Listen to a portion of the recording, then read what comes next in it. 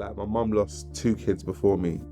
We never spoke about it in depth, but we touched on it. I think I mentioned it somewhere in the book where I found a picture on top of my wardrobe, and I asked her, "Oh, what is this?"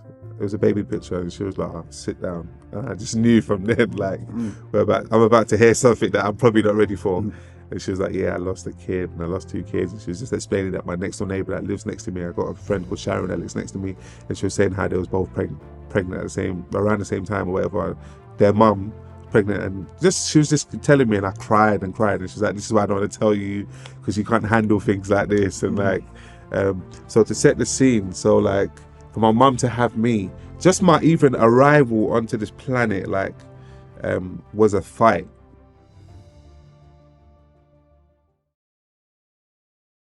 Definitely. Like, let's get some good stuff out there, man. Yeah, So, I love it. I love it, bro. That's 1,000 Voices in a nutshell. That's so. epic, man. Since I saw that, I was like, yes, straight away. Yeah. I appreciate it, man. No brainer. I appreciate you coming down, man. Anyway, once again. Yeah, for like sure. me, I'm a Grime head, man. Yeah. I tell you, I grew up on Grime. I went to school, yeah. How old are you? 30. Probably younger, isn't it? Yeah. People think I'm a lot younger than I am. Yeah. I thought you was like 28 or something. Nah, well, it's only a couple of years. I feel some people think I'm like 23 and that. Yeah. Man. Nah, I'm 30, man. I went secondary school 04. So I started year 7, it was 04, and I remember when I got my phone. And I asked my cousin, it was my first Bluetooth phone, you know, it had like 10 songs. Maybe. Yeah. So I was like, my cousin put some music on there, and then back home, so my mum, like, we just grew up listening to. Oh, he put music on there, yeah? Yeah, because Okay, I asked him, like, my older cousin, he was only 1 year older than me, but he had you know, the music, innit? Yeah. So back home, all I used to listen to at home was like R&B. That's what my mum was doing. My mum was like 90s R&B only. Yeah. That's it. Yeah. So he was like, "Yeah, I'll put some music on your phone." You put it on, it's just like full of grime. Yeah. And that's when I got into it. Then like Chan Yu and everything, man. So I've seen you. And like what Marvell was on there, yeah? Yeah. Do you remember what song? Nah, I can't remember. I remember you like had a good. I can't remember the song. Or was it some of the freestyles? Because we had a lot of freestyles floating. Them Westwood freestyles we had were crazy at the time floating around. I remember there was one sick Westwood freestyle. With The Movement. Was that the one? Nah, I don't think it was me. I think it was just you three. Okay, cool. Yeah. Okay. How many have you got? You've got a few? There's or? a couple, yeah. There's one with The Movement, one with Wretch and Getz and Cali. And then there's some by ourselves. Right, you know, I was one with just you three actually, which Okay. I thought it was sick, man. I can't remember the name of the song. I can't remember, man. But yeah, Grime head anyway, man. Yeah, Growing definitely. Yeah, watching you lot, man, and all of that. So Definitely. it's good to get you down here, man. Yeah, no, I appreciate it. It's love. Yeah, man. Appreciate you, man. Because like, it's like, because of the internet, I get to see all the people that was listening to us then, like now how we're meeting. But at that time, we knew we had a big fan base, but we couldn't see it and touch the people. It's not like now where everyone's doing headline shows every week, and not every week, but you know what I mean? Like they're doing more headline shows and more tours. At that point, the only people that was really touring was like the signed artists. You know what I mean? So we wasn't, like, I was talking to Double and Vertex and I was like, "Bro, can you believe we didn't do a show?" No shows. No, we did shows, but I mean our own headline show. Oh, we didn't okay. do one. That way I would have got to meet you, because I know you probably would have come to it or something, but like, we didn't do one headline show. Was that a thing though, back then? Not really. That's what I'm saying. Not really. Only like the signed acts was doing like headline shows. Because I can't really think of any. I think of like a few, because I remember I saw Getz at it's a Ghana Independence Party. Okay, You know Stratford Rex? Yeah. That got shut down now, but Yeah. I saw him there, but it was not like a But that wasn't his show though. It's not a Getz show. That's what I'm saying. He was performing That's there. what I'm saying. Yeah. So we had all these supporters, but we never had a way to like really connect. But you lot done the like this sort of, because you lot were putting stuff on. What was it back then? Was it MySpace or not SoundCloud? Whatever it was, I don't know. You put it on the internet. MySpace. It was MySpace, but we had a vlog. That was Remember it. we had this blog? Yeah. Our blog was going off. And people were getting music from there. Yeah. And I don't think anyone was doing that either at the time. Yeah. How did that happen? I think we copied that from Bashi. Bashi started it. Bashi was the first person to come in the scene with like the blog and filming, and then Tiny Temper started doing it. Then we started doing it, but then we took it to a next level because Vertex, the other group member, he's a director. I don't know if you remember that. No. But like he shot like Chipmunks videos and N-Dubs and Tinchy Strider, and so he was a director. So like it was really unfair on everyone else because we had a director in our group, so our videos and our vlogs looked like videos. Yeah. Like it was just mad. Yeah. And that's what kind of drew everyone to us, because our stuff looks so professional. Like if you put our videos against the videos now, it's not too far off. That's how ahead we was visually. Yeah. talking about Vertex being a director, actually, because there's a few things I want to get into. And like, so I got your book here, Yeah, A Section of My Life, and I yeah, started reading it. yeah, And there's a couple things in there actually I want to get into. yeah, for sure. You talk about your mum quite a lot Hmm. within the book. Yeah, And I want to take it back a bit and talk about your yeah, upbringing, yeah, growing up in Tottenham and yeah, that. What that was like for you, just to set some context for people who may not necessarily be aware of, where you've come from. Some people might know okay, you from back in the day. Some yeah, people might know you from stuff you do now. Probably a yeah, mixture of different people. that's Some people true. may not necessarily know who you are right In now, but general, yeah, just that's for true. context, your Yeah, background, and also the importance of how pivotal, I suppose, I would say your mum was in your yeah, upbringing as well. definitely. So just to even set the scene of where I landed on planet Earth, I landed in Broadwater Farm, Tottenham, and Broadwater Farm is like a notorious place. It's known all around England, probably worldwide now because of the Mark Duggan thing. But Broadwater Farm had two riots. One when Mark Duggan passed in 2012, was that 2012? 2012, yeah. Around 2012. Yeah. And then there was one before in 1986 when a police officer's head nearly got chopped off or something like that, something crazy like that. But a police officer did die. And due to that first riot. So that's like where I'm from. So like my area is like infested with police always. And I thought it was normal until like I started living in different places and I was like, yo, that weren't normal. Every 2 minutes there's like a bully van speeding through or like, do you know what I mean? Like it's just, I think that tension between Tottenham and police is going to be there for like a long time. But then there's positives though, because like in 2023 today, you got Heady One that went #1 with his album, and he's from Broadwater Farm. He walked the same roads that I walk in the estate. And then you got Bando K, you got Abracadabra that just did the trapping movie, and like so they're bringing a whole different energy to the estate. There's a bus called the W4 that goes through the area, literally goes through the area, and I saw kids with their camera phones out filming the area as they went through. I couldn't believe it. I never saw that when I was younger. Mm. Like not people cared about the estate, but just for beef. Mm. I'm seeing like kids saying, "Oh, they shot the video here. This is where their man did." So like they've actually turned everything into a positive. It's a beautiful thing. We also got someone called Classford. I don't know if you heard of Classford, but No. he taught everyone how to play football. 95% of people from Tottenham went to football training in Broadwater Farm and got taught by this guy called Classford. I think he got MBE from the Queen and everything. Like he's a legend. So like Farm's got both sides. It's got the negative, it's got the positives. Like Princess Diana came through there and like it's a proper, very iconic place. So like I felt that pressure from young to do something great coming from Broadwater Farm. There's like a big mural in Farm and it's got like Bob Marley, John Lennon, Martin Luther King, Mahatma Gandhi, and I used to see it every day when I walked past it. And like subconsciously, I know that had an effect on me. So I used to always ask myself, like, why them? Like, who are these guys? You know what I mean? Like, why did they pick them to be in this estate? And like, now I got a Bob Marley tattoo on my shoulder. So like, it's crazy. Yeah. It's nuts. And because I'm from East London, I grew up in Leytonstone, but even where I was, everybody knew about farm. And it wasn't even brought to a farm. You say farm, everyone knows. You know what you're not talking about farm, you talk farm. Yeah. Everyone knew, man. Yeah. It's notorious in that sense, but then I guess you get that community around it as well. Yes, the community is so important. I remember when I went to Grenfell after the Grenfell Tower burnt down, and what I realized there was that there wasn't any official authority figures or anything like that at all.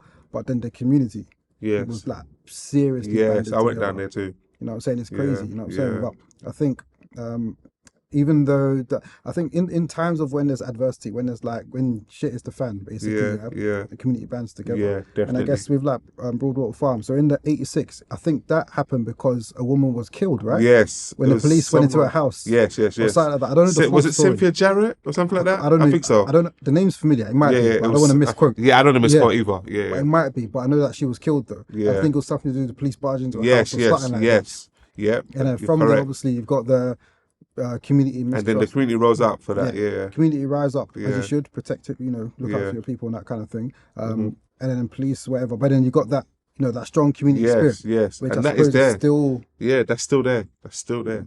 You said that you felt like this pressure that you had to be great. Yes. Where'd that come from? Was it family or?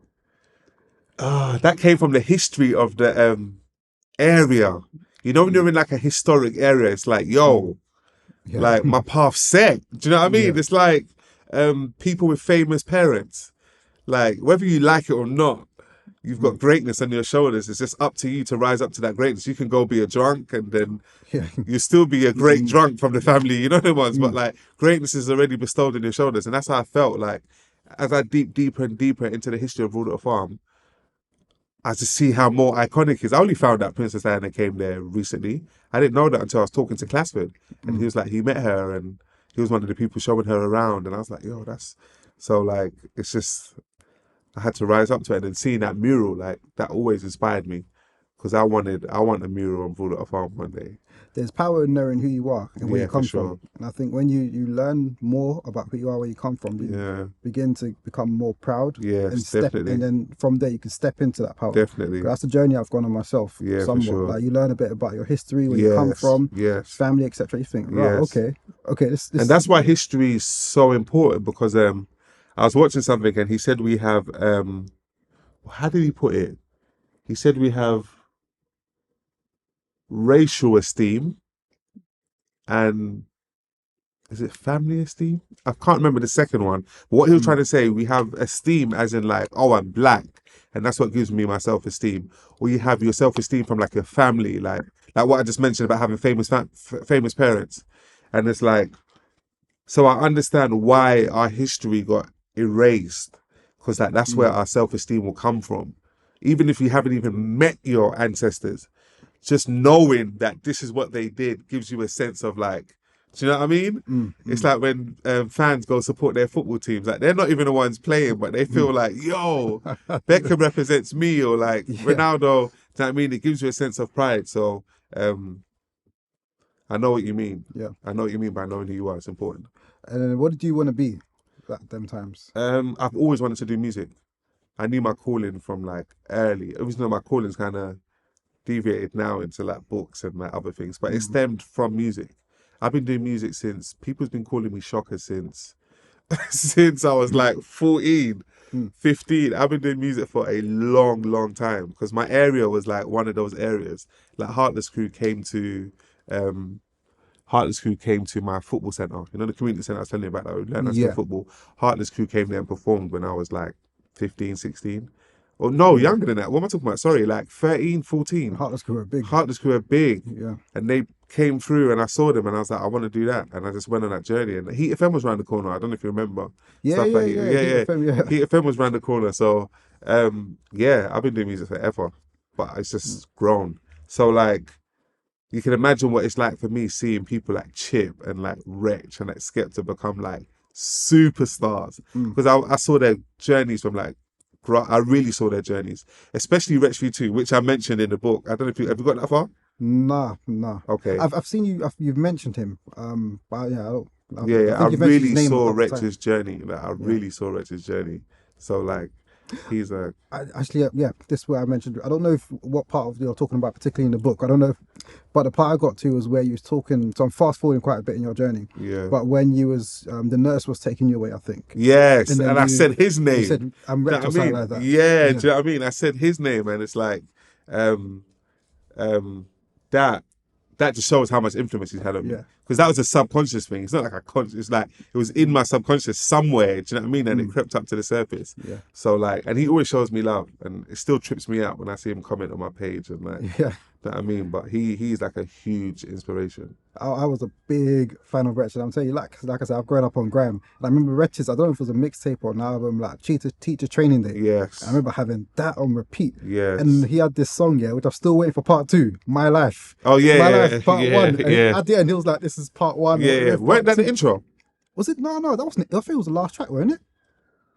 I'm pretty sure it was the outro. Maybe it was the intro, but I think it was the outro. Okay. I think so. And he was like, this is part 1. It was like, Tivit was no fault back high, but etc. That was a tune. I was like, we need part 2. Yeah. Still waiting for it, man. Yeah, Rich he's out of this world. Yeah, for sure, man. And we'll get into more of like the other side of things what we spoke about there in a bit. Oh, my mum. I didn't answer that question. Yeah. My mum, my mum is, I'm an only child. Just to set the scene there and put that into context. Like my mum lost 2 kids before me, we never spoke about it in depth, but we touched on it. I think I mentioned it somewhere in the book where I found a picture on top of my wardrobe, and I asked her, "Oh, what is this?" It was a baby picture, and she was like, "Oh, sit down." And I just knew from then, like, I'm about to hear something that I'm probably not ready for. And she was like, "Yeah, I lost a kid, and I lost 2 kids." And she was just explaining that my next door neighbor that lives next to me, I got a friend called Sharon that lives next to me, and she was saying how they was both pregnant at around the same time or whatever. Their mum pregnant, and she was just telling me, and I cried and cried, and she's like, "This is why I don't want to tell you, because you can't handle things like this." And so to set the scene, so like for my mum to have me, just my even arrival onto this planet, like was a fight. Do you know what I mean? Like the womb I came from, 2 kids came from there and didn't quite. So for me to come through, that's already like I've already won. Do you know what I mean? So like that was like the first fight. So my mum really shielded me and like protected me, and she gave me such a beautiful childhood. My upbringing was like sick, but there's pros and cons to it. The pros to it was like it helped me with my self-esteem now, because I always looked at myself. I can't explain it. Like she helped me look at. She gave me the right. She helped me look at myself with self-respect, because I never had to go out and like beg for anything or like, do you know what I mean? Everything I wanted, I had. So like whenever I was around people that was fortunate as well, probably more well off than us, I never felt insecure in their company, because I felt like I've got some, do you know what I mean? Like I've got the same things. Not knowing that, like, because it's like, for example, yeah, my mom took me, I got sent to boarding school in Nigeria, and I went to a rich school, and like, my family members was looking at me like, "You don't understand what school your mum's taking you to." Because obviously I got other cousins out there that go to school, but like their dream is to go to the school that my mum just took me to. So when they used to come visit me, they used to look around like, "Oh, this is what this," like I was like the gateway in for them to see what the school even looked like. But like I didn't realize it. And I was like, the president's daughter was in my class. Right. And like when they're coming on half term, when they're coming to like visit her, you can see all the cars, like, Pulling up. pulling up. Do you know what I mean? And I didn't realize it, but my mum always put me around, like, again, greatness. She always put me around just to make sure I don't feel uncomfortable in that environment. I didn't notice it, not knowing that, like, it's only now I'm starting to think, how's my mum paying for the school fees? Do you know what I mean? 'Cause I knew the job she worked, but like, I don't know if it earned that much. Like, how was she making that work every quarter, like paying for the, so she, in that sense, that was a pro. But then the cons of it is like, I wasn't ready for the world. Do you know what I mean? I feel like there's a kid right now that's going through a hard upbringing, probably begging for things. His mom can't afford the right trainers that he wants to get, the right clothing. He doesn't have money, and he's looking at that like a proper con, but he doesn't know that like it's going to shape him for like hard situations later on. He can tap back into that and be able to deal with it. Whereas for me, I never faced, which I mentioned in the book, I never faced no adversity coming up. My come up was so smooth. I was the fly kid, the one the girls liked, doing music, only child. When you're only child, you get, I don't know if you've got siblings, but like, I've got siblings, do you know what I mean? The only child, you get anything you want. Anytime I just make any sort of noise, it gets given to me, which is fun when you're young, but as you get older, it's like, it's such a con against you, because like you can't manage yourself. You know what I mean? Like whenever I want to do something, my first thought is who can help me do it. Whereas like that kid I was telling you about that had to do everything by himself, his first thought is like, let me make this happen, because no one's been there. If he has the help, it's cool, but no one's been there, so let me make this happen. Whereas my first thought is like, who can help me with this? Do you know what I mean? Has that ever manifested itself though, as you've got older? Like this con that you talk about? Yeah, of course. Definitely in little things. It could be like a flight. Do you know what I mean? And I'm thinking, do you know what I mean? Just little things, like little things, like setting up an email. Even though I can do it, these things that I can do, but my first thought is like, oh, who can help me with this? Do you know what I mean? Because I'm so used to getting the help. So it's like, yeah, they manifest in like little ways like that. Yeah. And in the boarding school, was that a behavioural thing, or you just got sent there just That was a behavioural education-wise? thing. That was the typical behavioural thing. You know the behavioural thing. Yeah. That was the behavioural thing. I was like, I was on the wrong path when I was here. the friends I was hanging around with, like I was on the wrong path, and my mum just intervened. I was like, I can see where this is going. How do you think that happened though? Because you sound like you grew up with like a proper loving mum. How did I get on the wrong path? Yeah. Just friends. Sometimes, as soon as your child starts going into school, the influence fight becomes stronger between the friends he's hanging around with and the parents. You know what I mean? And like the influence my friends had on me was like way stronger than what my mum had on me. Especially my mum. If my dad was in my life, that might have been completely different. That's like a different authority figure. Do you know what I mean? Yeah. My mum, after some point, she couldn't really tell me nothing anymore. That's just the truth. Yeah, I think it gets to a certain stage, doesn't it? I remember my mum. She never used to beat us, to be honest. Rarely. Like I could probably count. Did you have your dad in your life too? I didn't grow up with him. Okay. He was there, but it was sort of like but we weren't living with him. Yeah, okay. But I lived with my mum. Yeah. And she was soft, didn't it? She used to Yeah, threaten yeah. that she was going to send us back. She never did. My mum never did that. She never went through with it. Yeah. But that being said, I wasn't crazy, but just little things, innit? Yeah. Little things. In school, I was pretty good, to be fair. I just used to like messing around outside of school. Yeah, Go out and come home late, for example. Yeah. Go to a party. I told my mum would be like, get home at 10 o'clock. I'm thinking the Yeah. party starts at 10. I'm gonna get home. I'll get home. Yeah. Like, just stuff like that. And I just Yeah. wouldn't listen. And she used to threaten me. And one time she tried to beat me, I remember. But I was a bit older that time. And it didn't hurt one bit. And I'm bigger than her. So I remember I was like, then she knew from then. Yeah, from then, yeah, trust me. So it's not the same going to work anymore, man. Yeah, so same. My mum knew at a certain point that like there's no fear I can put into him. So I have to take him Nigeria. I even ran away. In Nigeria? No, when she tried to take me here, I ran away. And then To where? I went to like, do you know what's so mad? I went to like a show. It was like a performance. And like while I was on the stage, I could see my mum waiting in there. So I was looking at everyone like, this is the last time you're gonna see me. You lot better enjoy this because you're not gonna see me for a long time. And like they came and got me from the show and like took me home and yeah, but I got sent to Nigeria after that. I got sent to Nigeria after that, and I was like, she came with me though.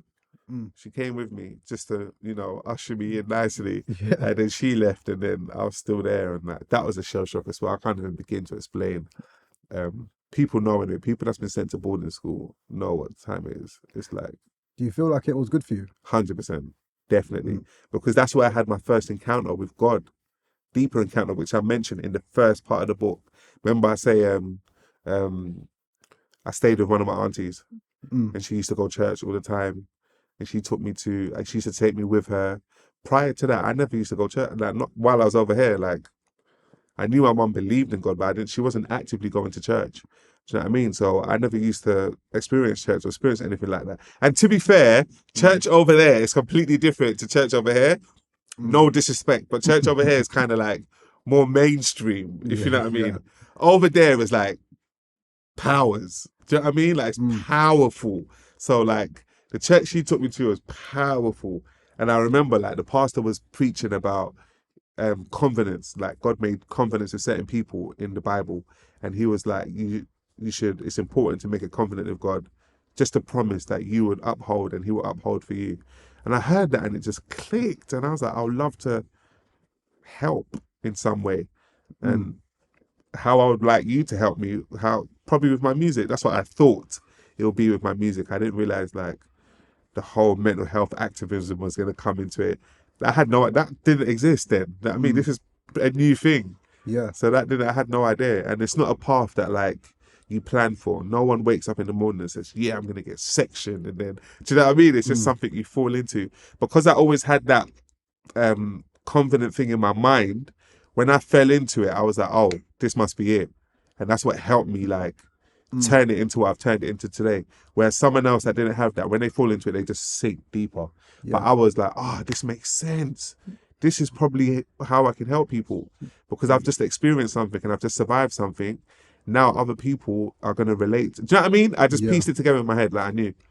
So when you come back, was that when you started to, I guess you were doing music for a long time. Yeah. Your mum took you from a show, so literally, obviously, you got some traction of some sort anyway before you've gone. But when you've come back, that's when it got serious. Really start to see some success. Yeah, that's when it got serious. When I come back, I joined a group. My friend Evans, his music name was Mucky. And Mark, I think I know the name. Ghanaian. Do you know him? I feel like I've heard the name. I think music, Yeah, music. grime. Grime, yeah. I don't think Back in the day though. I don't think it was super mainstream, but No. Back in, I was a grime head. I told you. I think I've yeah. heard the name. Yeah. And Yeah. like he was like, yo, there's a movement happening in Tiverton. Mhm. And that's where I met Wretch and that. Yeah. And then he took me to Tiverton and I joined this group called Chain Gang, which is the younger generation of the group Wretch was in. So Wretch was in combination camp. Yeah. And then the younger version of that was Chain Gang. And I was in the younger version. That's why I said, that's why I got to see him just strolling through Tiverton, or like we'll be on the block and he'll come with new lyrics and like everyone will lose their mind. That's what I'm saying. I got around. And that's when things really got serious, because like that's what they took me to, like proper studios. The studios I went to before I got Nigeria was like the sock on the microphone, you know, the hood Yeah. studio in someone's bedroom. Yeah. They took me, Wretch and Nero took me to a studio called Oscar. Everyone knows Oscar in North London. Proper sick studio. It's in his house, but he's done it up properly. And like that's when I was like, when I heard my voice, Kendrick Lamar said this as well, and I relate. Kendrick was like, when he heard his voice for the first time through a proper microphone, he got addicted. And I relate to that. And I know there's probably other people that relate. When I heard my voice back, I was like, this is the feeling. This sounds epic.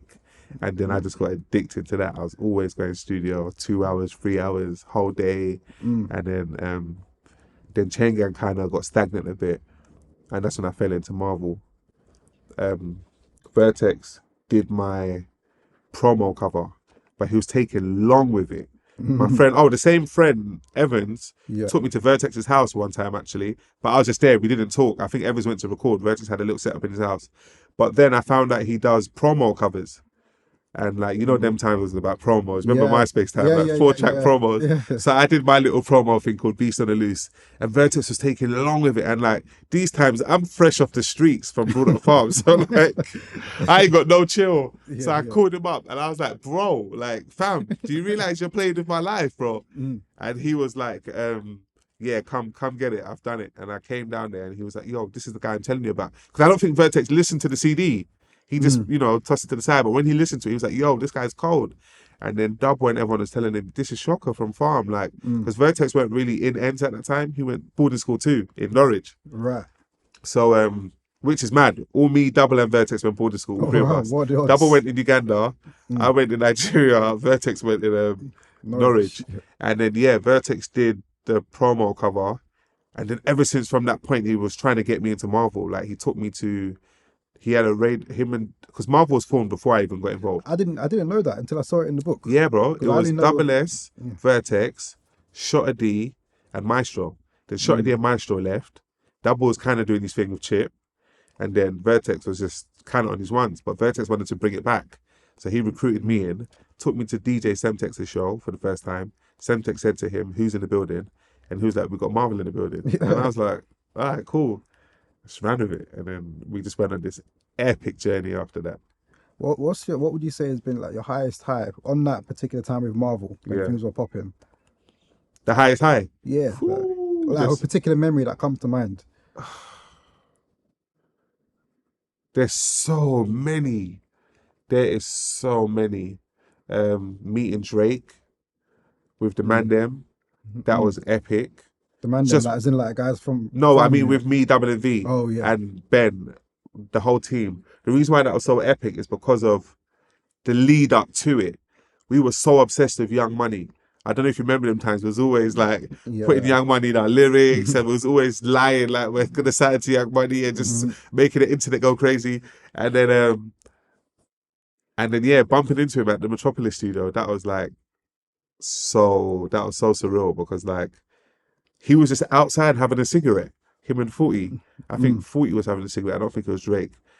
And we walked past him and we walked back and was like, bro. You do a double take. Like. Yeah, double take. What are you doing here? And he was like, yo, man, I'm just here. I'm just writing some songs with Rihanna and shit. It was like, oh, Rihanna's in there. So that kind of like diverted our attention from him. Do you know what I mean? And then we went in there, we saw Rihanna, and like, we saw Drake for that whole week. People just think it was that one encounter. No, he was there for that whole week. So like, he was coming the next day and said, oh, Marvel boys, what up? And, oh, what's going on? Do you know what I mean? But like, the only regret I have is that number one, we didn't talk to him about music, and number two, we didn't talk to him about the whole Young Money idea that we had. I mean, we were so, you know what happens, you're so in the moment and you just, all of that goes out the window. Yeah. Do you know what I mean? But I definitely know I will bump into him again, for sure. And when I bump into him, I'm going to show him the footage. Like, remember this? And he won't forget it because it was the first time he came to the UK. Oh, right. First time. Do you know what I mean? And he was telling us like, he said he went to, is it Tottenham? He went to some shop in Oxford Street and people asked him for pictures and like, he couldn't believe it. And he was like, yo, like, I'm actually big out here. Do you know what I mean? But like, bro, you're killing it. He had Successful out at the time. That's tune. And they sent us the official instrumental. Like 40 sent us that. Oh, is it? Remember we did the Successful remix? I don't know. I'll have to hear it. I can't remember, That wasn't ripped off YouTube. That they sent us the beat and like. So when Drake blew up, we ran back to the email like, yo, and like they've already changed their whole setup. So yeah, it's all good. Yeah. You know, I asked you about the memory and the highest hype because I wanted to set some context between what happened afterwards as well. Yeah, there's so many highs though. The Marvell FM mixtapes were highs. Just watching that grow. We did the first one. People didn't really know about us, but it got a few. Remember them times it was about downloads. Yeah. So it got a few downloads. Then the second one got like 20,000 downloads. Then the third one was like 50,000. That's crazy at the time. Because we couldn't see the people, we didn't know how big it is. But it's only now I'm seeing you and like I get stopped to the street like, yo, I love Marvell Free. And I'm like, oh, you lot was the downloads. Yeah. We just see the numbers and we're like, yo, it's going crazy out there, but we didn't know. And the third one's a highlight because that's when we got features. Like Getz was on the third one, gave us a crazy verse. He was in beef with P Money at that time. Yeah. So that's when that was hot. So he brought that energy onto like the song. Dot Rotten was on the third one. Dot Rotten was on a few of them actually. Criminal was on the third one. The third one is epic. Yeah, and then from there, so you got signed to Risky Roads. Yes, we got signed to Risky Roads. And then you released a track where I didn't do as well as you Yes, we released a track called We Know. It was like a mainstream kind of song. We should have released Marvel Music. We did release Marvel Music, but that should have been the single. Or if not Marvel Music, World Is Ours. Do you know what I mean? That was like, we had two sides of our sound. We had the mainstream side of our sound, which was We Know. And we had like this, do you know what I mean? This crud side of the sound, which is like the Marvel Musics and the World Is Ours. And that's what they wanted. But we was thinking, because everyone was crossing over at that time. Yeah. Chip just went number one, do you know what I mean? And everyone was crossing over at that time. So we thought, this is what we need to do to cross. So we made like a kind of radio-friendly kind of song. And they didn't like it. And the song didn't even do nothing, but it didn't go in the top 200. And it was such a depressing time because like, it was a shock because we thought, okay, that song didn't do good. We had a whole album. So we thought we're going to come with the next song and just build again. And the label was like, nah, it's weird because like me and Rooney and Risky Roads and the whole label, we've come full circle. I just did a show for them like 2 days ago. So like we've come full circle. Like Risky Roads just got me, he's just got me to perform at the National Gallery. Right. That's huge. And like he just got me the opportunity. It's next month. So like we've come full circle, we're working again. I'm happy life panned out that way. So I've got to talk to them and find out what happened. And he said the reason why they couldn't continue is because the money ran out. Right. And I didn't know that. So all that I thought it was like because, you know, the song didn't do good and they didn't want to work with us anymore. So that perception just led me into a whole different kind of depression. And yeah, man, I spiraled into deep depression after that. I became like isolated, like staying that was my first time knowing what isolation was. Isolation didn't exist to me. I was always outside. You go in the corner, I'm there. Do you know what I mean? Just chilling with the man them. Now, like, I don't want to chill with the man them because like I'm embarrassed. I know everyone's got all these questions. Like, oh, he was just on MTV. You know what I mean? We know was number one on MTV. Like, do you know what I mean? What happened to you? And you know, like when you're younger, it's completely different. Like now it's like, I can take it like it's nothing. Yeah. But at that time, I was looking at it like, yo, this is the most humiliating thing that's ever happened. I saw some tweet from Louis Kessian some time back. Recently? No, a long time ago. A few years ago, he used to say he went from, I don't know, he had a few good features. He went from being on top of the world into selling weed on a block or something. Yes. Which is, it's mad. So my story, what happened with me is so relatable. But I didn't realize, it's only now I'm hearing other people's stories. Yeah. But I didn't realize so many artists go through it. Get dropped by their label at their peak or like fall into depression after it's not working. Look at, is it Nathan? The singer? Singer.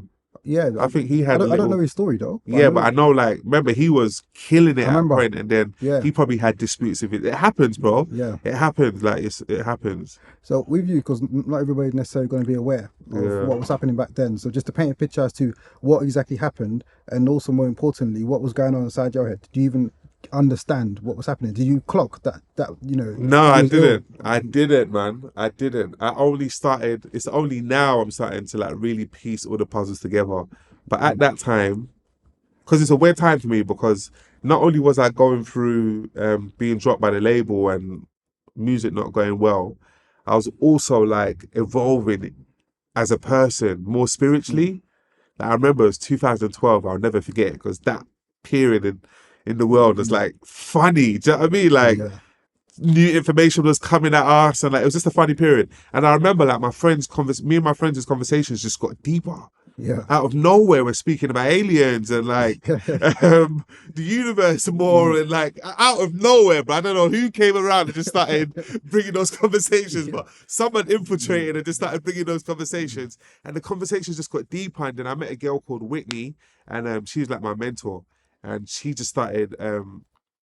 She was already way ahead on that journey, and she just started introducing me to books and like giving me books to read, and I appreciate it now, but at the time I don't think I appreciated it, Mm, because I didn't know how to like break down the books I was reading. I was just reading it raw. You yeah, know, like how you've read my book and mm, then you can do an interview with me and get more context on certain parts. mm, That's amazing. That's why we go to school. Do you know what I mm, mean? So the teacher can break down what we're learning. yeah, If not, we'll just go to school, get the book, and then get the textbook and then go home. But yeah, you need a teacher to really break down what you're, yeah, and that's what I didn't have. So I was reading all these books raw, and I was perceiving certain things in the book wrong. I mm, didn't have no one to really explain it to me. And that kind of triggered me as well. So my first breakdown had a lot of triggers. It wasn't just the music. right. That's what started it. That was the catalyst. But then other things that was going on, what's happening as well, played a major part. And then that's what led to my Mm. first breakdown and getting section for the first time. So what other things are you alluding to then? I mean, like, the information I was learning, I felt Mm, like I had which I explained in the book, I had like an overload, which that can mm, happen. Like mm, this thing crashed. Do you know what I mean? Like, there was so much pressure going on at the same time that I couldn't explain or deal with, and it was too much of me. And I had no one to talk. I didn't talk to Double or Vertex about it. I didn't feel like they would understand. And talking to the mandem, like we talk all the time now about everything, but at that mm. time, it's not cool to just turn to the mandem, and do you know what I mean? Yeah, yeah, So, and everyone's on their own. Everyone's on their own path as well. mm, Like I remember we used to watch like conspiracy documentaries. You know, there's a lot of conspiracy yeah, documentaries, yeah. And I remember Double would sleep through it. Do you know what I mean? yeah, Like he would sleep through it. mm. Now Double comes to me with like, yo, have you seen this? Yeah, So like everyone's on their own path at different times. So I couldn't turn to Double at that time because like he was into other things. Do you know what I and mean? was it like because in the book you talk about the time when you first got taken away. Yeah. Would you say that you snapped, or was it like over a period of time just deteriorated until you got to that It stage? was over a period of time. I never Yeah. just snapped at one time. Mm, It was definitely like over a period of time. Because mm, like I remember certain points at like where my friends would like I got a friend called Landry, and he'll be like to me, bro, you're talking so much in the car. He'll be like, mm. bro, what are you talking about? Do you know what I mean? Yeah, yeah, He'll be like, bro, like if he sees this, if I can call him that, he'll tell you. He'll yeah. be like, bro, what are you talking? You're talking because I had so much in my mind at that time. Do you know what I mean? That I Mm, was taking in. And he was like, bruv, you're talking so much. What are you talking about? I'm like, yo, do you see that? Do you see this? Do you see this? Do you mm, know it's this and this? And like, it was just driving my friends crazy. But I thought it was normal. To me, I thought, bruv, I'm the guy. Like, ain't you not seeing what I'm seeing? But now, fast forwarding now, I realize there wasn't nothing wrong with that, what I was doing. I just never understood what I was trying to get across to get it across in the right way. And it mm, wasn't the right time for everyone. Do you know what I mean? yeah. So that's what made it confusing. It's like coming back from 2025 now and doing an interview and you're telling them about 2025. You might as well just go isolate yourself in the house, because everyone you talk to in that year is going to think you're losing it. So I understand Kanye West to a certain point. You know how he says like he's 10 years ahead and he's like talking to the future? Yeah. And we watch his interviews later on and we're like, yo, Yeah. he told us though, like Nike Yeah. was trying to, do you know what I mean? So it was a bit like that. The information that I was learning was like prepping me for what I'm about to do now. But I was trying to tell them then, like, yo, this is what's coming. Mm. And like some people was getting it, some was like, bro, you need to get checked in. So Yeah, I think it's easier when you get older, maybe older, wise and all that, to look back and be like, retrospectively, be like, yes, yo, yeah, like that was crazy, or Yeah, whatever. yeah. I get it now. yeah, Like, definitely, sometimes, yeah, like when you're literally in it and you're Yeah. literally going through it, yeah, you're not even taking time to sit back and think and be Yes. like, rah, like my head is scrambled. Yeah, or, exactly. This is crazy. You don't Exactly. even really know, because you know you're Exactly. just going through the That's why motions. mentors are so important. But they put things into perspective. They put things into perspective because they've done it. Mm. So they can be like, oh, I know. Do you know what moment you're having right now? I had this in this, and they put it into. I never had no mentor. For me to get on this chair with you now, yeah, I had to do a lot of mistakes and a lot of banging my head and a lot of like, do you know what I mean? To get here, I had no guidance. Now I'm mentoring other people, but like, so I understand the mentor's journey because they have to like carve the way for themselves as well. Yeah. Do you know what I mean? So Do you remember the mindset at that point in time? that I was in. Yeah, like if you could think back, like if you was like there right now, do you remember like what was going on in your head? Like what was happening? Oh, that's a good question.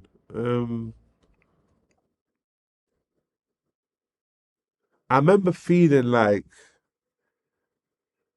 I want to talk to someone about everything I'm learning. You know what I mean? I wanted to feel like, am I on the right path?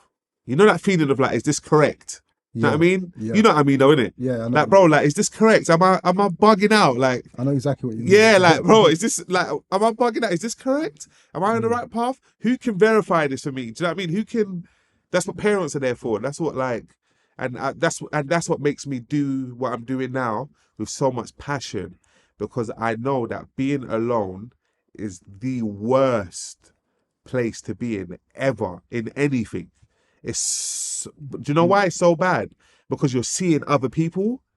That's what makes you feel even more insecure, because you're like, bro, no one can't help me, but I'm seeing like all these other people. Like I saw a TikTok and he was like, when they want to punish a prisoner, they take them away from society and put them in prison. They take you to is it the block? Yeah, Do isolation. you know, yeah, by yourself, bro. Yeah. Like no one's punching you nothing, bro. You're just by yourself. That's enough punishment, because those thoughts are making you think, why me? Do you know what I mean? Everyone's living their lives. Why do I have to be the one that's in it? All those thoughts, and like no one's there to help you with those thoughts as well, to let you know if the thoughts are right or not. Like now, I know enough information to walk my own path by myself, because like, I verified the information, so I know like, okay, this is right, this is correct. That's different. But like not having no one to verify it for you, and you being in the wilderness is it's really scary. And you got sectioned 4 times. 4 times. Last time was last year. Sectioned 4 times. Yeah. What was do you feel like those experiences? What's the experience? Is it like when you're talking about the isolation and going to the block? Is that because when you watch the movies and that, you know, people be like in a straitjacket, No, but the straitjacket is like the most severe. Like, yeah. That's what when you watch movies. Yeah, that's all you see. That's the only depiction you get. That's all you see. It's true. It's true. Well, what was your experience? Do you know what's so scary about being sectioned is you don't know what to prepare for. You know, like with prison, as soon as you get sentenced by the judge and they put you in that van, you kind of start telling yourself, this place that I'm going to is extremely violent. Do you know what I mean? Like, you kind of prepare yourself that I'm about to have a lot of fights and I can't be a pussyo in this place. You know what I mean? Yeah. Whereas like when you're in the ambulance van on the way to get sectioned, you don't have no frame of reference. Like, what's going to happen in there? Is it violent? Is it like, what is going to happen? And what I've realized is like, being sectioned is more spiritual, and being incarcerated, when you're in prison, it's more physical. Like physical things happen. Do you know what I mean? People fighting you, people throwing hot water on you, whatever, however it is, Whereas like being sectioned, the reason why it's more scarier is because it's more spiritual. And the reason why that's scary is because as human beings, we're like, we like to make answers for everything that happens. Yeah. Even if we can't explain it, we'll like, that's why rumors are so popular, because someone will see a picture and be like, I think it was this. I think, you know what I mean? And make their own answer. Whereas like, when you see a spiritual encounter, bro, there's no words for it. And that troubles you even more, because you're like, why is this person in the corner talking to themselves with a handbag and one shoe on? Do you know what I mean? Like, obviously I'm making it sound a bit funny, but like, you're seeing this like, and it's not making sense to you. Do you know what I mean? Or like, why is this person just banging the door, banging on my window, and then I come there and they're not saying anything? You're seeing all this abnormal behavior. Or like breakfast time. Can you imagine what breakfast time is like when you're section? Like all these different characters are like coming into that one room to have breakfast. Like, I remember there was this guy that used to do like the sign of the cross like 30 times. Before he eats. In like 20 seconds, bro. And like, you're looking at this and you're like, there's no explanation. So it's like, that's what's tricky about being section. And like, I understand why people go into that world and never come out the same. Like, I'm an anomaly. Like, thank God, like, grace of God is on my life that I can come out and still be intact like this and conduct interviews. But like, the longest I've been section is like 2.5 weeks. If I stayed any longer, we wouldn't be having this conversation. The longer you stay in that kind of, you know what I mean though, innit? Yeah. Environments rub off on you anyway, naturally. Yeah. The longer you stay in an environment like that, it'll change you. It has to change you. Nurses are different. They come and they go home. You know what I mean? I'll look through my window and I'll see the nurse that I was just with on their way home, and I'll see them when they come in the morning. Us as patients, you're there. The people that everyone's scared of in society that you see at the train station, he's next door to me. Do you know what I mean? Yeah. Like, I'm with them. Like, there's no escaping for me. I can't just be like, oh, I don't like this environment. It's making me feel nervous. Can I spend time with my auntie and then come back? No, like, you're here. So like, that's what, it's a lot mentally. It's a lot. Are you in a good place now? Better. Much better. 100%. Definitely. Have you got any particular type of practices or things that you do to help you stay in a better place? Yes, man. I have a few.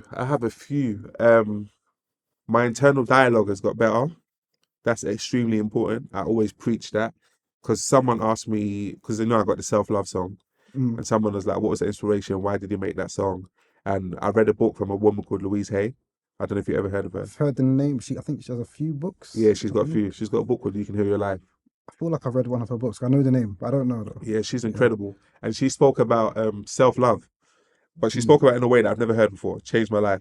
She was like, people think self-love is like bubble baths and, you know, putting on nice clothes and going novel cough.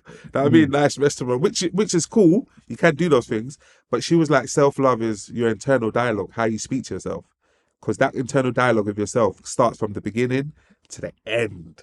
That bubble bath and that Novikov and that that's only for 2 minutes, 10 minutes. Yeah. Do you know what I mean? Then the internal dialogue continues. After that, after you've had that little fun, it's back to dealing with this again. So if you can get that internal dialogue with yourself right, you'll be all right for the rest of your life. You'll be your best friend. And like, the reason why that's important as well is because everyone else you meet mirrors the internal dialogue you have. That's why they say birds of the feathers flock together. Yeah. Because what it's basically saying is that all those birds are thinking the same. That's what brought them. Do you know what I mean? Like, if you go to a train station now, the platform you're on, everyone on that platform is thinking about Bromley. That's what brought you there. Do you know what I mean? Yeah. Exactly. So I don't need to ask you like what you're thinking. I know what you're thinking because we're here. So like, that's what I changed. I started looking at people that I admired and I started adopting their internal dialogue. And then I started bumping into them because now we share the same internal dialogue. Yeah. If I love chocolates and you know what chocolate shops I go to, you can go there too and you'll bump into me. Yeah. Because you're sharing the same dialogue I've got. Whereas like the internal dialogue I had before was muddled up and it was wrong. And it led me to be in section with other people that had muddled up and wrong internal dialogue. I'm talking to other patients and I'm chatting to them and what they're saying is not making sense. Yeah. Or it's a bit, do you know what I mean? And I'm like, oh, obviously at the time I didn't realize. I'm just judging them, like, what's wrong with this guy? But not knowing that, no, your internal dialogue brought you here too. Like, do you know what I mean? Yeah. But now looking back, I'm like, oh, that makes sense. Because like, as soon as I changed my internal dialogue, I'm in places like this and doing TED Talks in front of 3,000 and Adidas Paralympic adverts and all these incredible things. Yeah. So like that's what a message I'll preach. If we can get your internal dialogue right, and let me go deeper into that, because there might be someone at home thinking, what does he mean by getting my internal dialogue right?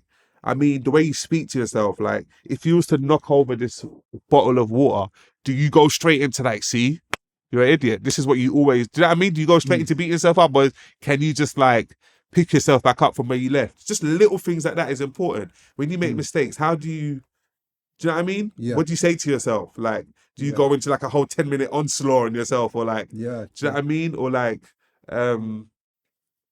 when you do win and you do good things, do you pat yourself in the back for it, or do you just brush it off like, oh yeah, do you know what I mean? Yeah. Just little things. I started changing, tweaking little things, and it worked. And like, as you're talking, like, all sorts of things are popping into my head. All sorts of things. Like, there's a couple of books popped into my head, because I read this book called What to Say When You Talk to Yourself. I would love to read something like that. That's amazing. I think that's what the book's called. Or it's very literal, the name. It's like, what to say when you talk to yourself, something like that. It talks about the levels of self-talk. Yes. And one being, I think I've forgotten the levels, but 4 was the highest, and being like, that's like a level where you say you're one with this, or you're one with that. Level 3 was like just everything being very positive, basically. Yes. And it's quite similar, I think, to what you're talking about. That's what the self-talk, or what you're saying within your head, the internal dialogue. Yeah, it's important. And also got me thinking about another book, The 7 Habits of Highly Effective People.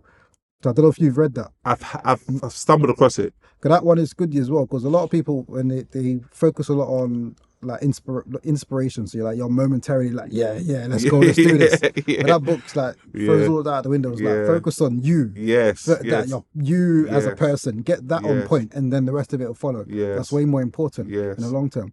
And the other thing, because and it goes back to your book actually, because you're talking about the internal dialogue, and in your book you talk about the power of words quite a lot. It's a strong theme. And you also talk about Tupac and his mum, and that in the beginning, I saw that interview. She said, like, she asked God, like, I want a child that can, lead a nation, and she got it. That's crazy. So that means like you can already start putting things in place before your child has got here.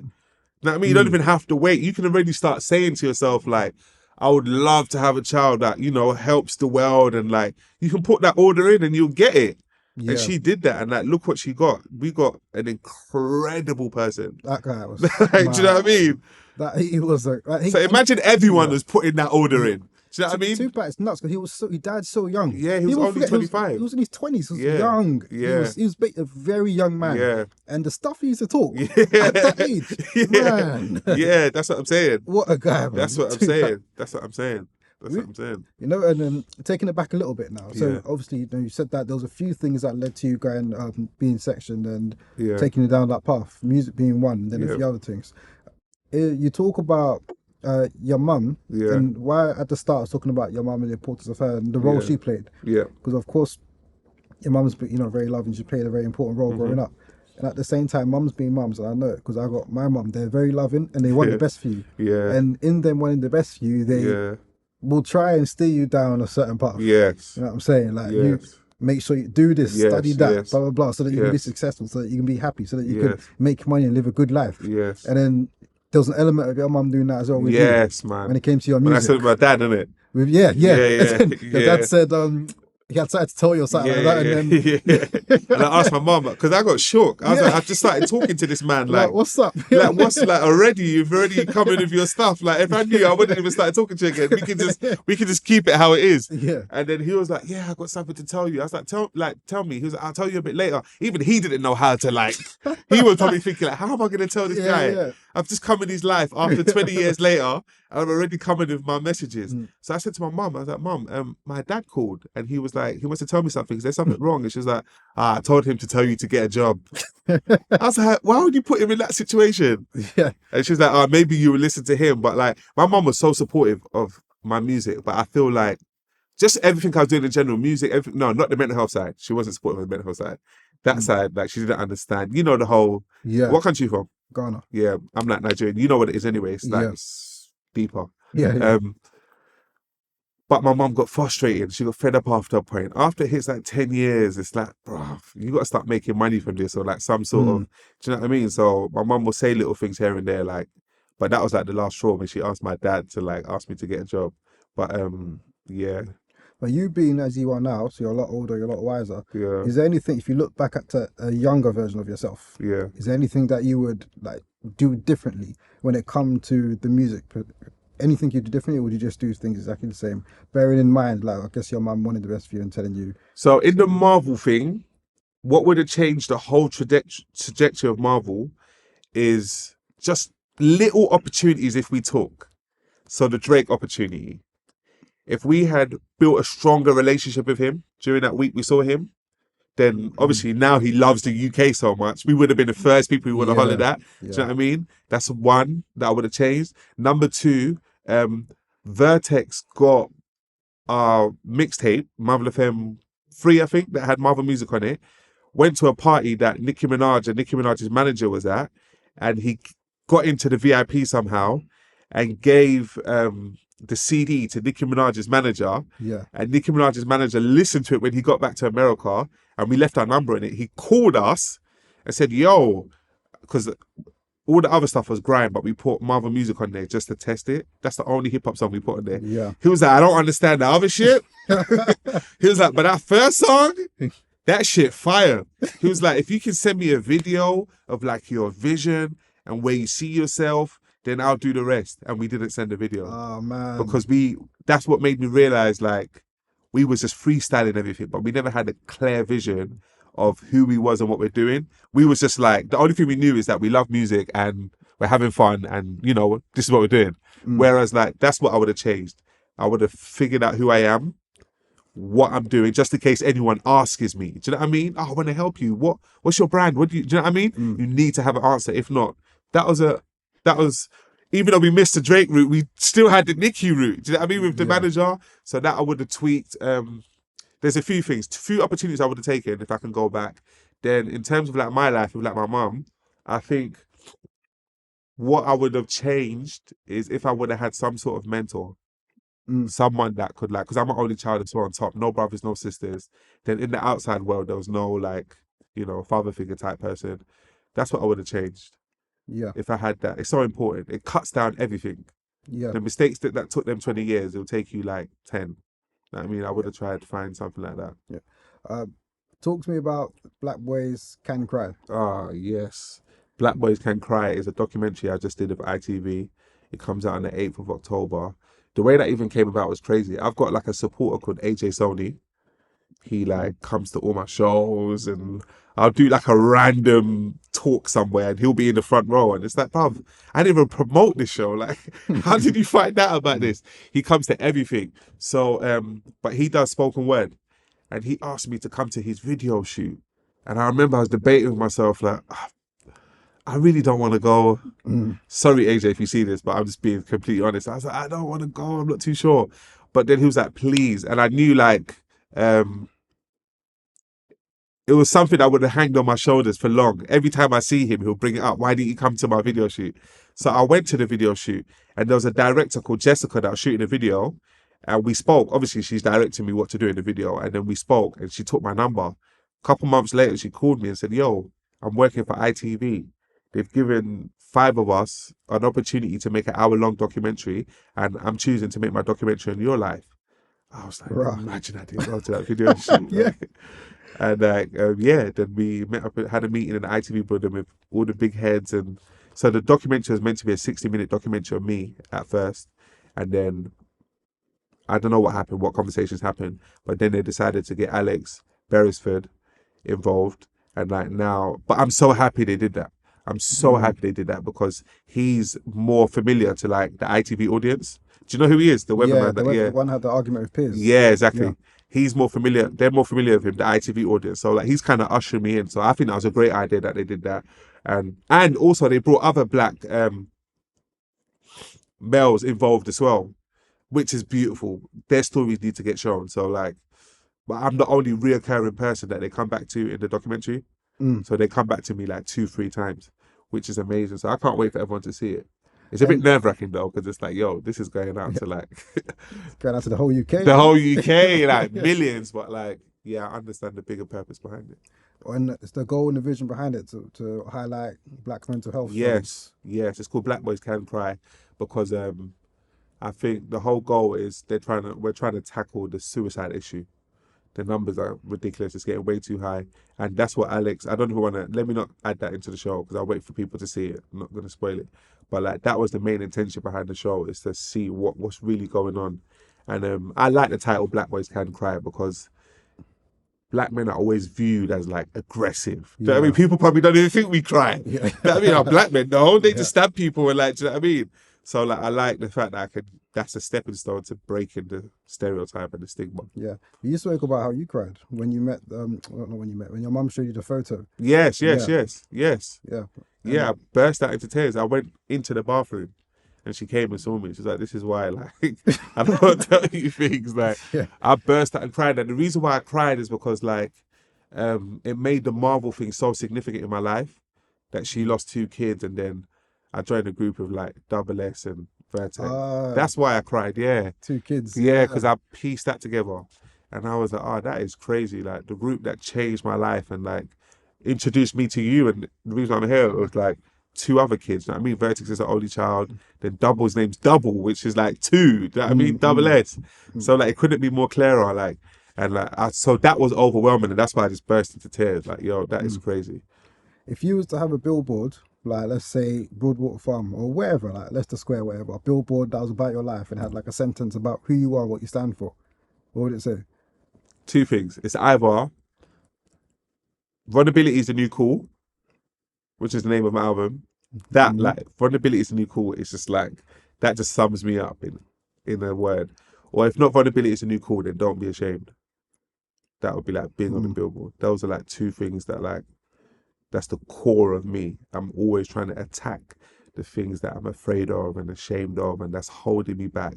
I'm always trying to face them head on. Hence why I wrote the book. I was like, nah, I need to get all of this.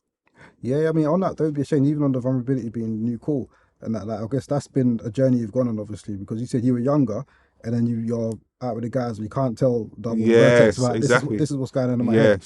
And then now, a few years later, you're writing books about it. Yeah, exactly. You're here talking about that's it. what I'm saying. On socials and that's a journey you're going on. You know what I'm saying? Like, how did you get to that kind of a stage where you felt comfortable now talking about this kind of thing? Like, how did you get there? 2 ways. Number 1, I had no choice. I was like backed into a corner, like, because I'm a kind of artist where I like to speak about what's going on in my life, whatever it is, which is difficult because, like, God might throw a curveball on you and might put you in, which I got. God might put you through an experience that is not popular in society and be like, okay, let me see if you talk about this then. You know what I mean? People laugh at people that get sectioned. People think getting sectioned is embarrassing. People think getting sectioned is a spiritual curse. Let me hear you talk about this then. Do you know what I mean? And I'm like, oh. So all I really did was just play the cards I got dealt, but I played it like it was like aces. Do you know what I mean? Yeah. So, like, number 1, I had no choice. And number 2, the world changed, which I couldn't have planned. The world kind of helped me a bit more. I'm not going to lie. Because back in 2012, I was talking about it, but not like this. The world was different. But I don't know what shift happened about mental health. But something happened where everyone just got fed up. I think because even though you're not affected directly, people have people around them that they've never spoken about. Because I'm seeing it now. I met someone the other day who's like, my mum's got bipolar and she's had it since I was young. And I always had to lie about her, do you know what I mean, situation. And I've never spoken to anyone about it. And people ask me, why don't I see your mum? Do you know what I mean? So there's so much people that's got family members, brothers, sisters. So I think they had enough and said, yo, we got to break this stereotype just to make it easier for me to be able to talk to someone. And number 2, we've got to tackle this issue. And then my story just happens to be the story. Do you know what I mean? In this era. So that's God's plan. I couldn't have planned that. I couldn't have told you, like, in 2023, the world's going to be looking for answers and my story is going to be like a blueprint for the answers. I just followed my path. What was the reaction when you started to talk about it? I got mad love. I even say that in the Don't Be Ashamed song. When I first got sectioned, Mummy told me not to speak for my own protection, but when I spoke out, I got a warm reception, and to be honest, that was something that I weren't expecting. And that's facts. Like, when I spoke out, people started telling me their stories and comment. Even the book, I was nervous about the book. I was like, oh my God, my auntie has to read this. My uncle's copies might get sent to Nigeria. Like, it's out now. I can't just get everyone's copies and bring it, say, let me take it back to the factory. Like, it's here. Do you know what I mean? Yeah. But like, the reception I've been getting is beautiful. Someone messaged me yesterday and said, yo, I respect the fact that you put your whole heart and soul into it. I was like, raw. So like, that means that vulnerability is something that, like, even though we all can't do it, we all can, but I mean, even though we all don't do it, it's something that's really commendable in society because people understand how difficult it is to do it. So Yeah. The book's great. I love the way you wrote it. It's like you wrote it like a musician yeah, because it's line by line. yeah, It's yeah. like this is And like the one bar, chapters continue. one bar. Yeah. Yeah, definitely. And I like the way it's put together. And it flows nicely. Yeah, man. So with it's- the poems and like that, I gotta give my publishers credit for the poems, the way they placed the poems at every chapter. That was epic. With the questions too, good questions to make you think about the sections of your life as well. It's amazing. I'm so proud of the book. Yeah. I'm proud of it. So what's next for you then? What is next for me? The ITV documentary is next. I got a screening. I did 2 documentaries actually. I did one with ITV and I did another one called Me, My Music and Mental Health with Harrogate, Black Friars organisation in my community. And I'll invite you down to the you and Mrs. That'd be sick, man. Yeah, I'll invite you down to the screening. It's on the 10th of October. I'll send you the tickets after this. Oh, that'd be sick. Yeah. World Mental Health Day. I got that coming up. I just got nominated for 2 awards. There's a Congrats. Royal Award, yeah. So hopefully, I don't mind, but if I just the nomination's cool, but I do want both of them. If I can come home with both of them, then I'll come home with both of them. I got nominated for that. That's in November. Can people vote for it, or is it? Nah, a they panel? it's a panel thing. Right, So like we okay. have it's all in God's hands. Like there's Yeah. nothing I can do. But to get you to get the nomination, someone has to bring your name forward Got it. and say, "Oh, check out this guy." And they checked it out and nominated me for 2. So we'll see what happens. So that's coming up. I want the BAFTA for this ITV documentary. I really want that nomination. I really want that nomination because I know the BAFTA will just open up so much doors. And the possibilities there. So that'll be a good start to 2024. I think the BAFTAs is in February. That'll be incredible if we could get a nomination or win it. So then my album, Vulnerability is the New Cool. I'm going to start bringing out singles from that November. So yeah, it's a very exciting time. Busy time, man. Busy time. Yeah, always Busy working time. in it, man. Yeah, for sure. Been working for a long time. Yeah. I'm tired. Do you see that Dave post? Dave, no. Dave posted on Twitter, I think. He said, I've been tired since 11. And like, I feel him, like, I Yeah. feel him. I'm exhausted. Nah, that's good, man. But And it's got to be done. yeah. The mission continues. That's it, man. And to wrap things up, then, Yeah. what's if you got any advice for any other people in there who are wanting to drive some change in their lives and their communities, in whatever they're trying to do, what advice would you give them?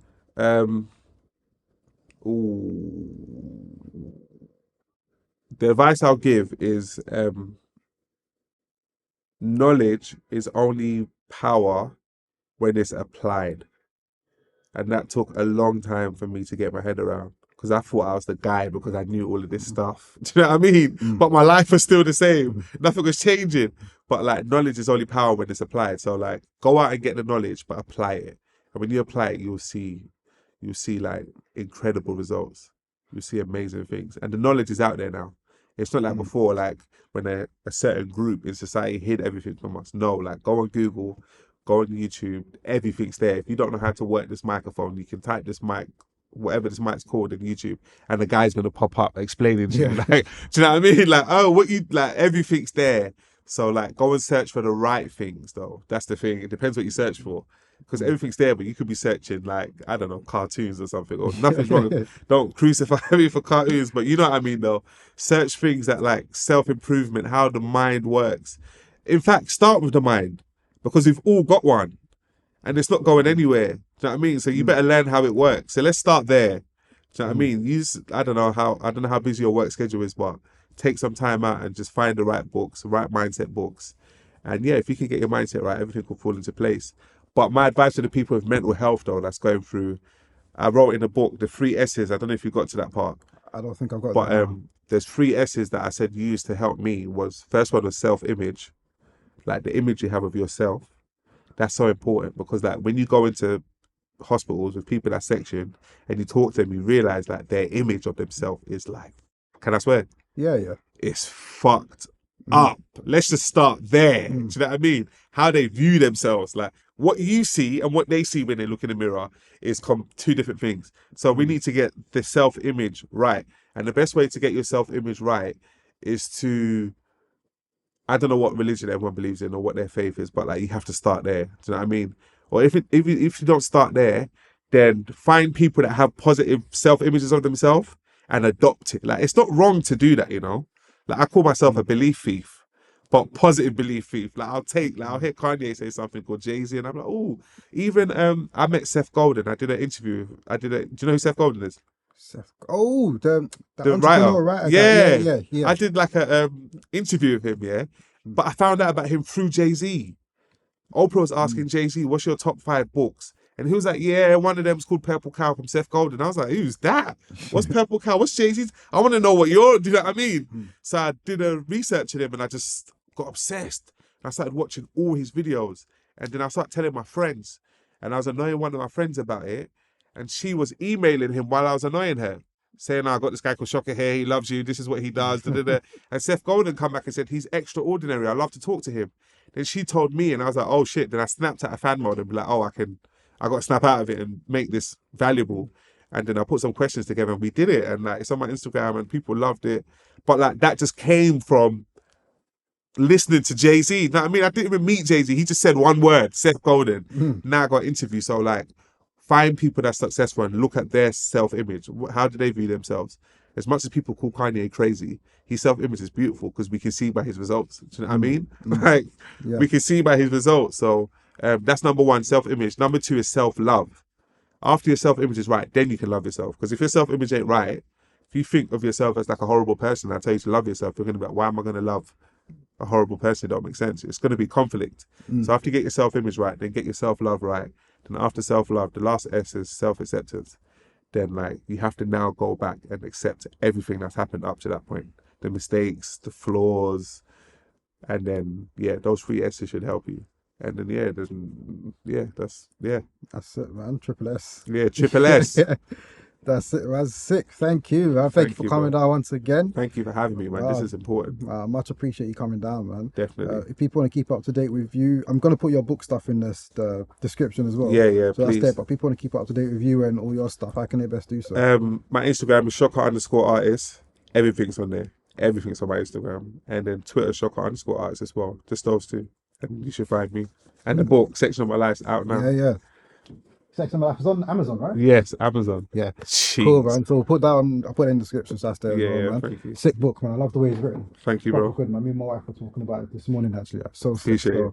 That's good, man. But yeah, if you got any, actually, before I wrap up, you got any final words you want to say or? Final words. Be great, man. Go be great, man. That's it. That's it, man. That's it. All right, cool. Thank you for coming down once again. You, bro. This is one. So there's tissue here all this time? Yeah, there's tissue. You're a snake, man. I didn't know you need He's tissue. been watching me. Nah, man. You should have said, man. I can't believe it. No, I didn't see it. My goodness. We got tissue, man. We got tissue. We got water. Cuz. I can't believe that. That's crazy. Hay fever or something? Or? I don't know what's going on. I do have hay fever, but yeah, I don't know. Yeah, cool, man. Anyway, that's that. Let's wrap up this 1000 Voices. We had Shocka on the podcast, and for now, people, we're out. Love. Cool. That was epic, man. Nice one, man. Thank you. Nice.